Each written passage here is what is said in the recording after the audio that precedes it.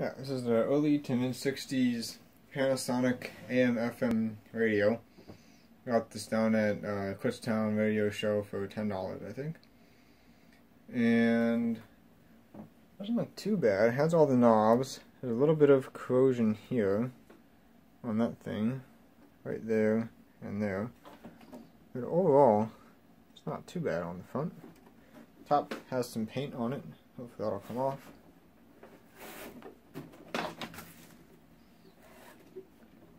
There's the back, and the cheater cord is starting to fall apart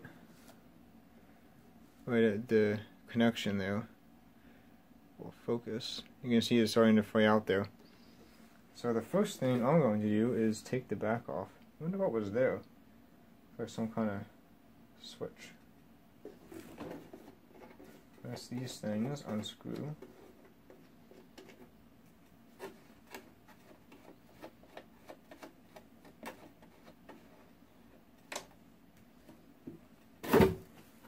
Alright. There's a Japanese belt radio. I haven't worked on one of these before. It'll be interesting to see how it's built. You can see under there. There's not enough light. The Japanese Matsushita capacitors, which I've heard horror stories about. But I think I'm going to plug this in anyway and just see what happens. I have to go find a cheater cord. It looks like they put a little teeny tiny schematic on the inside of the cabinet there. That's going to be incredibly difficult to read. Okay, let me find a cheater cord and see what happens from there. Oh, so I got my cheater cord connected here. And I just noticed, look at this huge capacitor they've got in here. Oh. And it looks like it's loose. So we will probably be having to deal with that before plugging this in anyway. So it looks like there are 4 screws on the bottom there. Hold the chassis in. There's little crunchy rubber washers on them.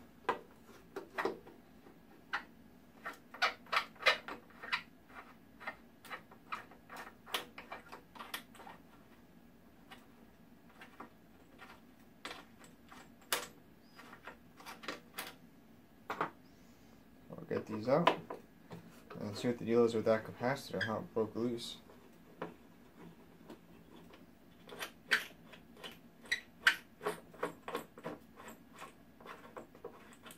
So I've never worked on these Japanese radios before, but I've heard from other people that the Japanese oil-filled capacitors, which they use a lot of, I guess instead of the Mylar ones, are really prone to shorting.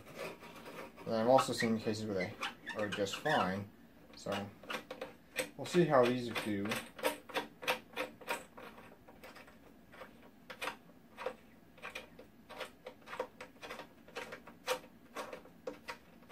Why do they use such long screws?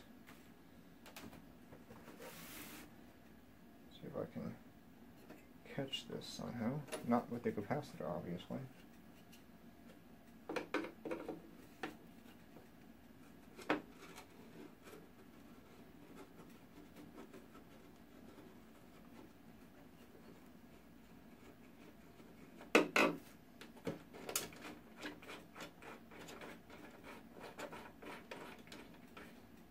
Of course, I forgot to pull the knobs off, so I can do that real quick.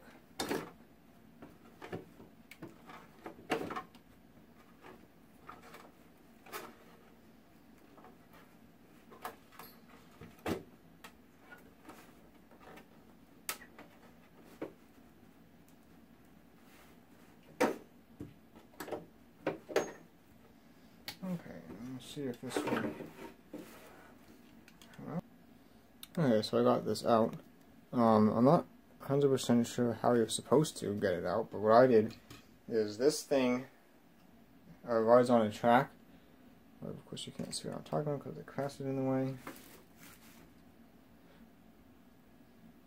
See the slot here? That's what's on the track, and then this arm goes up to a hole in the front to hold the dial in the front. So I just twisted it like this until I lifted off the track and I could pull it through the hole.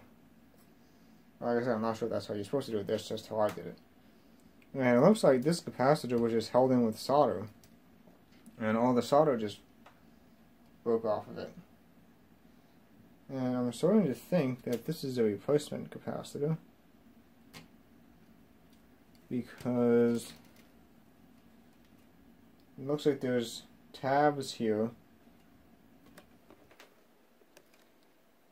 So it looks like there's tabs here from the original capacitor that, I mean, that one lines up, but this one is not even near any bracket on the capacitor, so that one there. So I'm thinking this is a replacement, and whoever replaced it didn't do it quite right. So what does it say? 90, 40, 30, 30. I think what I might do is just get this balanced in a good place and power this up to just see if we get any sound. And then we'll see about... I mean, this capacitor works, we can try and remount it. Not quite sure how yet, but... Anyway, let's see if we can get that to stay in its somewhat original position.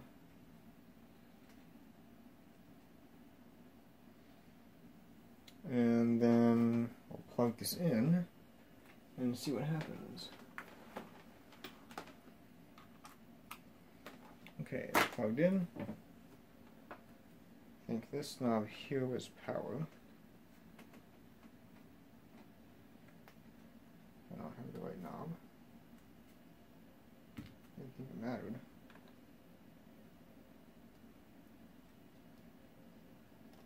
Apparently it matters. Whatever. So I just messed it up.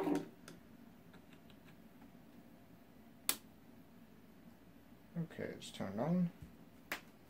See the tubes glowing. You really see that one right there? I know that one there is starting.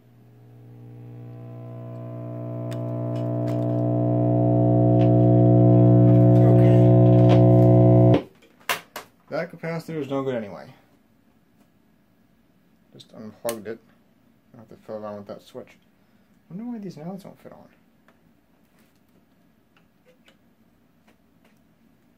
I think they were that. That one fits on there. There it goes. Anyway, this guy is obviously no good. Either that or the rectifier is no good. I don't know if you use a solid state rectifier or not. Let's take a look underneath.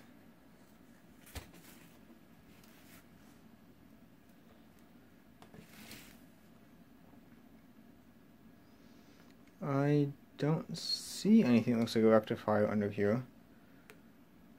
Unless that might be it.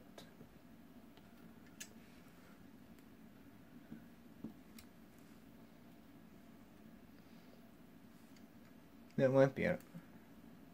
Can't really tell. Get a better view of what I'm pointing at. The little box right there. Not sure if that would be the rectifier or not. Alright. So let me see if I can dig up some capacitors to put in here. And we'll go from there. Actually, quite interesting, the front of the chassis seems to be open. Right down in there. Where's the speaker would unplug? Oh, there it goes. He just tablecloth. Anyway. So the chassis down there is open, I guess. To make it easier to work on. That's interesting. Anyway, let me get some capacitors and go from there.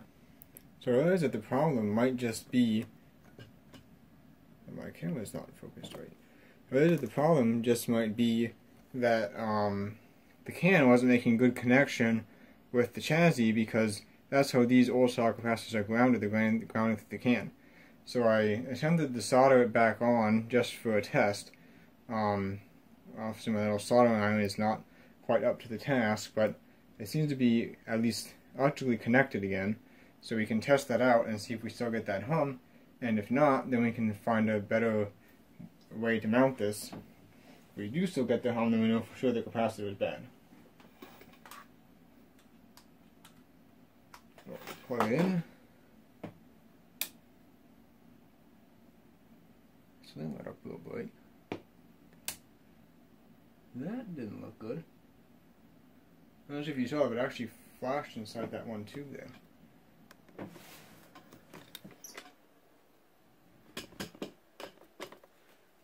don't think any of the capacitor contacts are shorted. See if it does it again.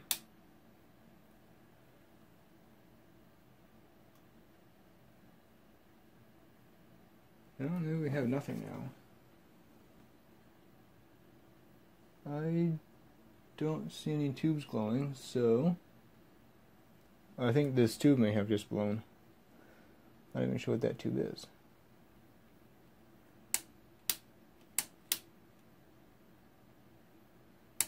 Let's take a look at that tube.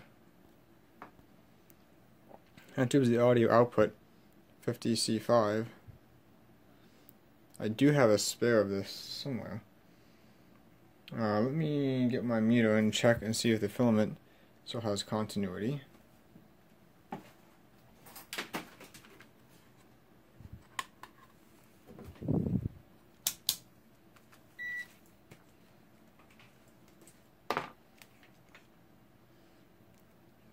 So I don't know off the top of my head which pins it is. It might be 1 and 7, so we'll check that first. First, you can't see the meter.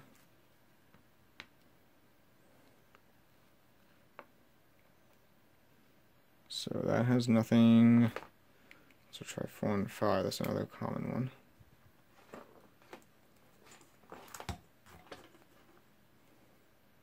And that has nothing. So let me look up, make sure I tested the right thing. Okay, it's actually 3 and 4. So I think that would be. Oh, is that what we already tested? Nothing there.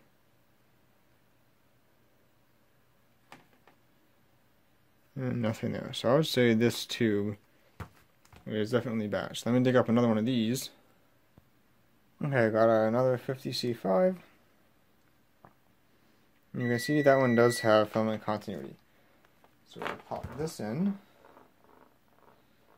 and see what happens now.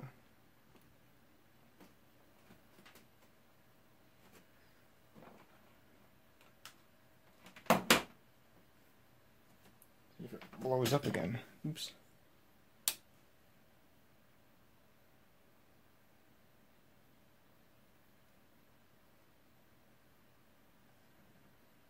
Alright, tubes are lighting. I can see at least one there. Okay, that capacitor is definitely bad. So, I think what I'll do, because it's, you can read it there, it's 90, 40, 30, and 30. So they're going to do 100, 47, probably 47, 47. I don't think I have 33s. We're going to see what I have. Okay, we got 100 at 450 and 3 47s at 350. These are 350, so we can go higher than that. Let's see where we can mount these. This is unplugged. Take the plug off the back, just get it out of the way. Maybe.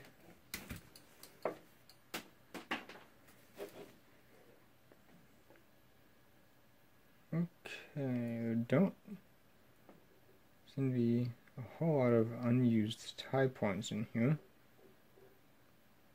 See a couple of big ground terminals. Okay, so one of them goes up to here. What's going on?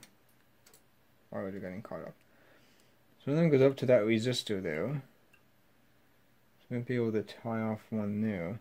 The problem is I'm going to have to solder to the chassis, so I'll have to find something larger for a soldering gun to do that. Well, anyway, let's see if I can find places for all these. They will fit in there like that. They're not going to be too big. Just tying them in, that's going to be the problem. So down here, this capacitor right here is the bypass, the cathode bypass for the audio output tube. So I'm going to change that too, just as a precaution, since that's the tube that popped before.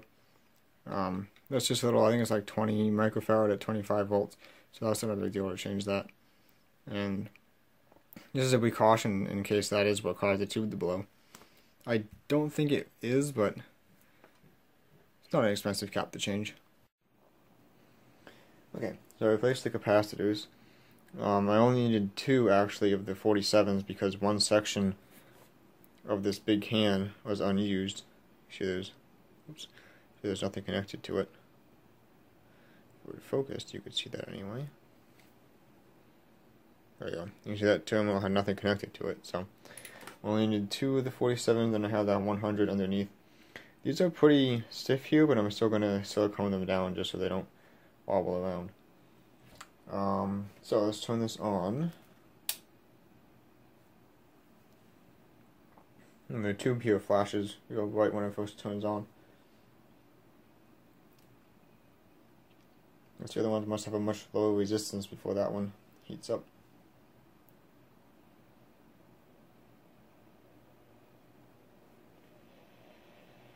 We definitely got something.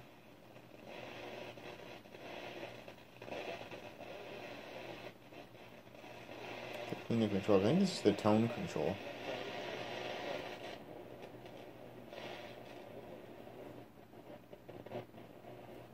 I think. See if I can see. Oh no.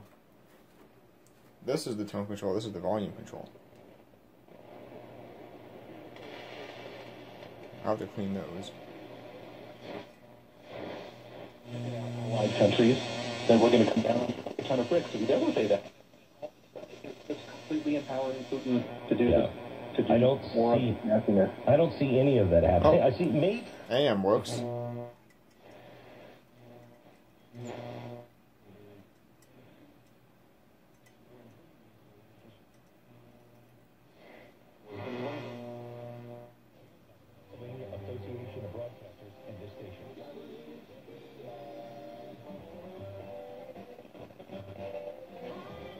It's our music station on AM.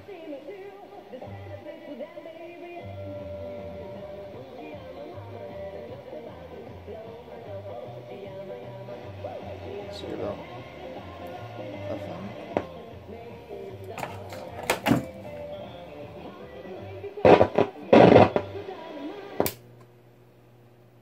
It's on FM.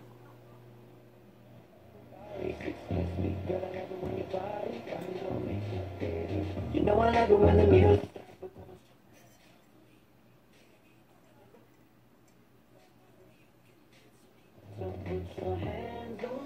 Oh, FM seems to work as well. Better get rid of that before I get a copyright strike. So we'll turn this off.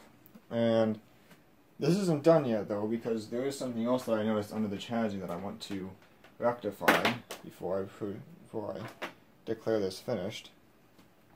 And that would be the oil capacitors. Let's see if I can show this here. Camera's not going to cooperate. See this capacitor right here? It says 0.05. That's one of those oil capacitors, and the oil is actually on the outside of the capacitor. See that shiny? That's actually the oil. See, I can move it with my screwdriver here. That's actually the oil leaked. It's an interesting feature. Come on, focus. Anyway, that's the oil that actually leaked out of the capacitor. So despite the fact that this works, I'm not going to trust that long term. Additionally, over here, see that resistor with the brown spots on it? There's actually looks like an oil capacitor up behind it. So I'm thinking what happened is the oil leaked out of the capacitor onto that resistor, and that's what the black spots are. And even in the cabinet there, that spot right there, that was underneath this capacitor, I think. So, I'm not sure how much oil they actually shoved into those little capacitors, but it seems like an awful lot. And even with that amount of oil leaked out of it, the radio still seems to work fine. I'm going to change that anyway, just as a precaution, because I have no idea how long they're going to last. So I'm just going to change those. Probably change all the oil ones. I'm not sure how many there are. See that one? Oh, there's another one right there, and then that one over there. And I think that will be it. I think this is an electrolytic, so I'm not going to worry about that. And then obviously clean these controls, and I think this will be done then. There was something I noticed while working on this. It actually looks like this thing, which I'm assuming is a selenium rectifier, has already been replaced. You can see the little diode there, and they added the resistor in series with that to take up the extra voltage. The reason why I suspect this resistor is not original is, for one thing, because of the diode attached to it, and for another thing, because these are the style of the other resistors in here, or most of the other ones. I think there's like one other carbon comp like this, and the rest are all these tubular style with the Matsushita Panasonic logo on them. So, this is an American resistor that's been put in by whoever replaced the selenium with a diode. And there's one other carbon comp right there. Behind there, you can't see it. Right there, you can see it. That was attached to that capacitor that somebody replaced. So, I've got the 0.05 oil capacitors replaced.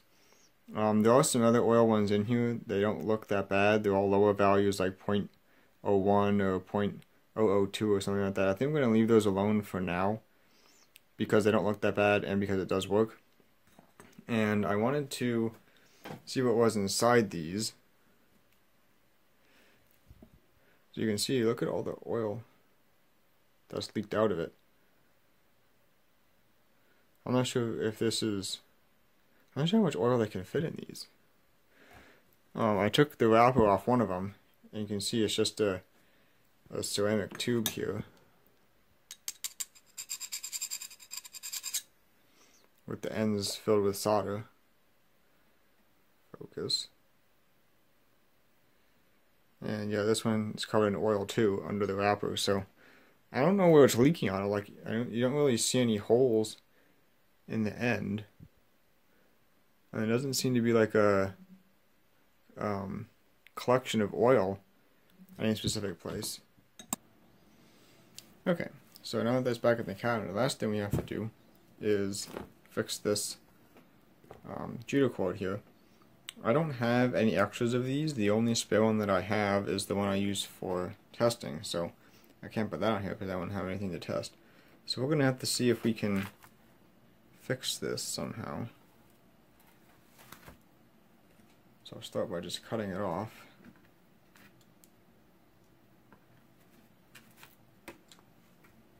See if we can peel the wire apart a little bit.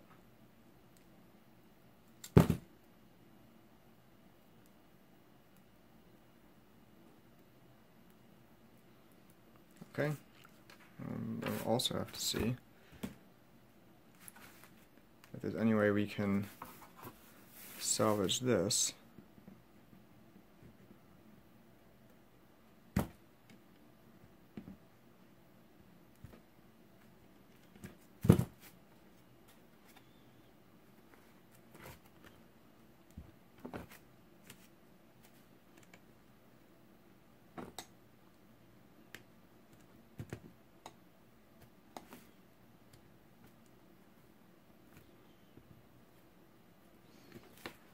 Might be able to.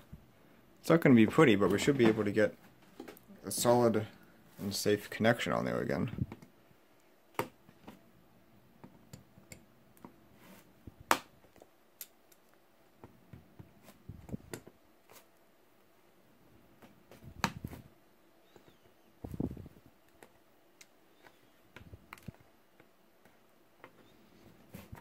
So I have to chip away at this a little bit.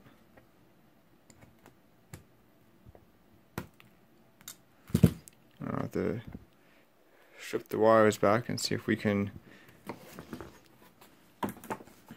reconnect on there. I think this should work out. It'll definitely be a lot better than what we had before, the fraying wires. It's kind of interesting they have this style of chew cord on here, because usually the 1960s stuff has the newer style. This is what they used like on the really old 1950s TVs. You have the two rivets in here to hold this on. But usually in the 60s, on the 60s radios, it was just like a rectangular plug that went in, and then a clip went in on this side around this piece to hold it in place. So I'm interested to use the older style one here. So I'll probably pause the camera and continue working on this. See if I can chip away enough of this to get a good amount of wire to reconnect to. Okay, it's not pretty, but it'll work. These are reattached and isolated from each other. And I fed the wire up through this hole, and I'm going to tie a knot and feed it back out through the bottom here so that it has some sort of strain relief. Because I don't like the idea of just having this coming right out here. Someone's going to pull it off really easy. I mean, maybe not that easy because it's solid together, but I just don't like that idea. So I'm going to tie the knot inside here and then run the cord out here when I put the back on so that it has a strain relief. And assuming everything works after that, we should be basically done. I'm about to mention that in addition to the schematic on this side, it also has a dial stringing tag on that side, and also some specifications about the radio. You can see that in there, and then down at the bottom, it has the signature of the guy that inspected it. You can see it all the way back there. If I thought about it soon, I would have shown that before I put the chassis back in, but oh well. So we got our back here. Make sure that our knot stays inside.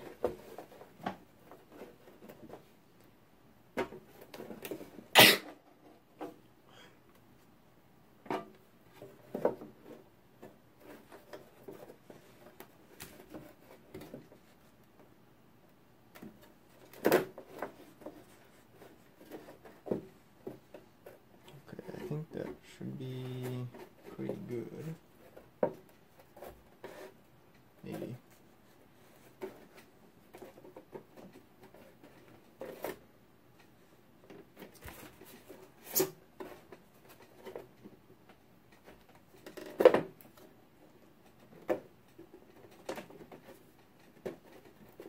Screw the top in first. That might be the problem. This is going to be uncooperative.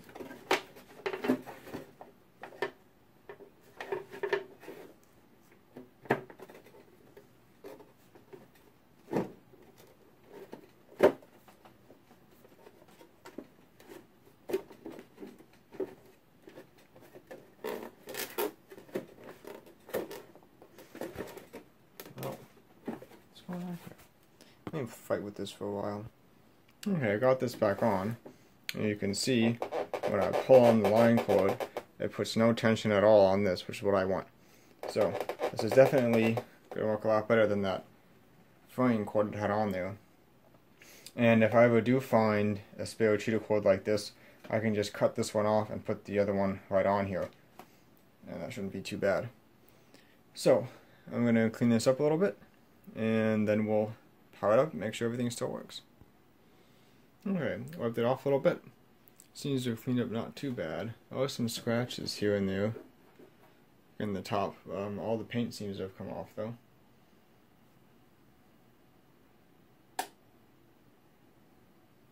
Turn the volume up too.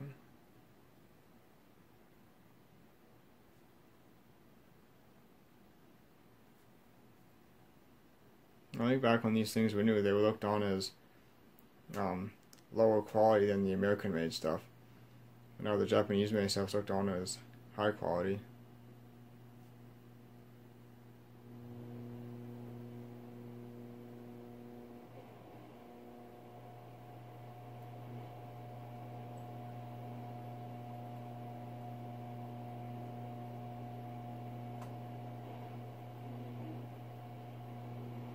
There's something there.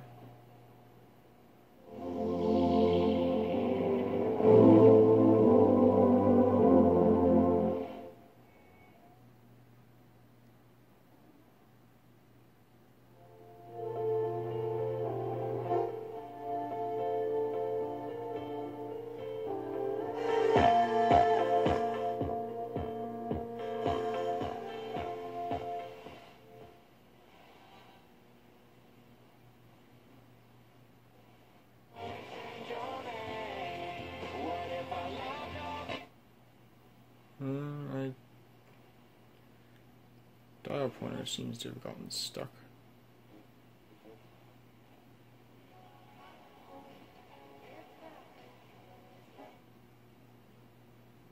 Yeah, let's see if we can fix that by turning it all the way to the end.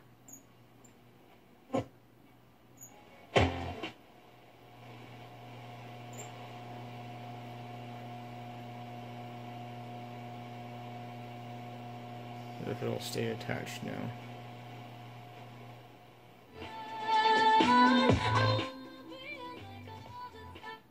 No, that's supposed to be down here at 104.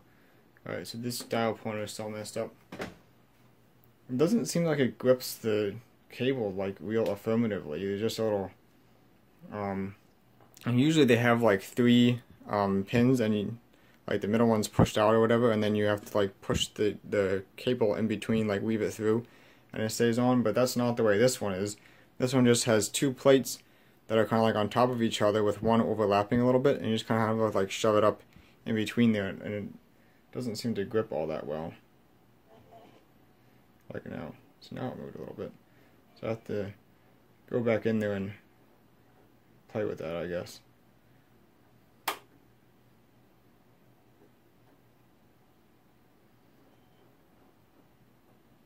So that's the end down there.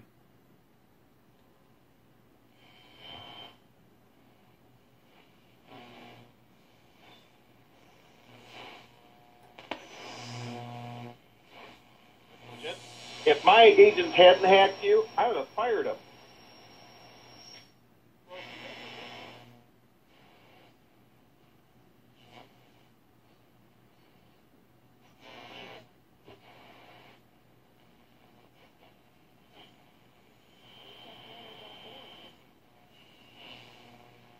The Lehigh Valley, 1230 and 13.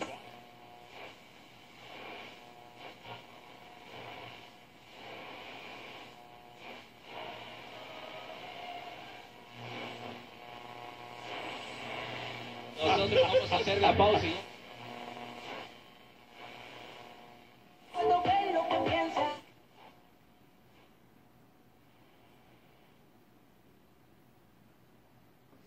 Oh, the radio seems to be working. Just gotta fix my dial pointer, and this should be done then. Okay, dial cord is back attached now.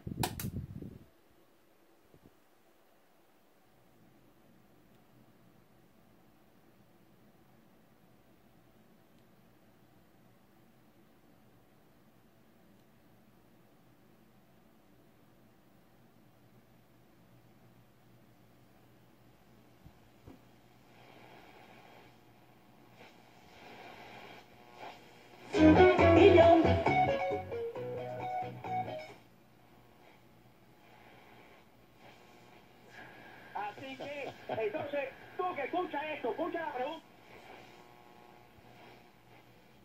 You're not seeing every single cent that contract is for.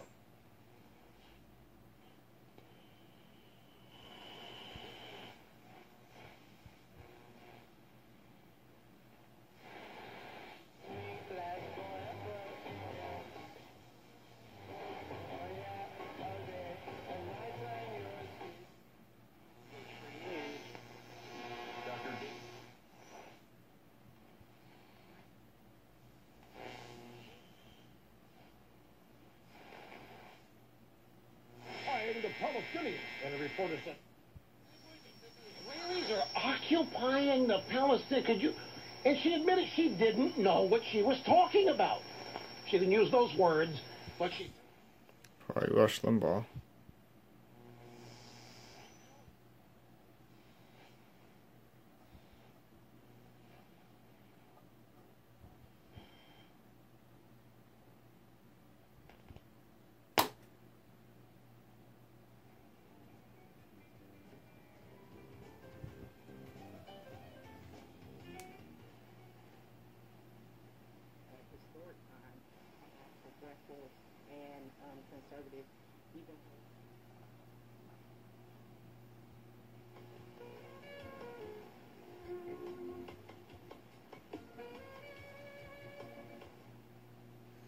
It's not as sensitive, I think, as the Zeniths, but it's not too bad.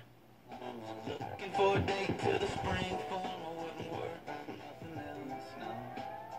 Majoring in undecided, notebook full of bad songs I was writing, never dreamed anybody else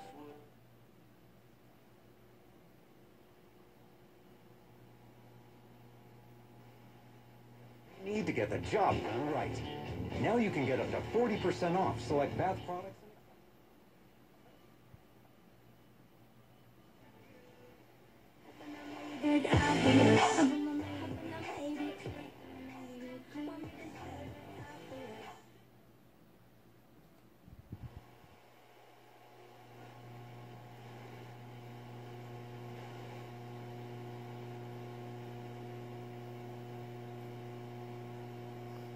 I was not going to pick it up. Sometimes a Philly station comes in up at this end.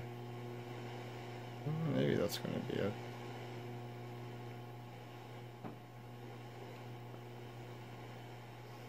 Oh, anyway, it doesn't seem to be as sensitive as the Zeniths, but that's not too bad. It's just using the line cord here as the antenna, which is what the Zeniths do too. And with a terminal on the back, you can connect another antenna if you want to. But I think that's going to be about it for this video. This seems to be working. That's a local station, that's why it comes in so loud. Anyway, this will be about it for that.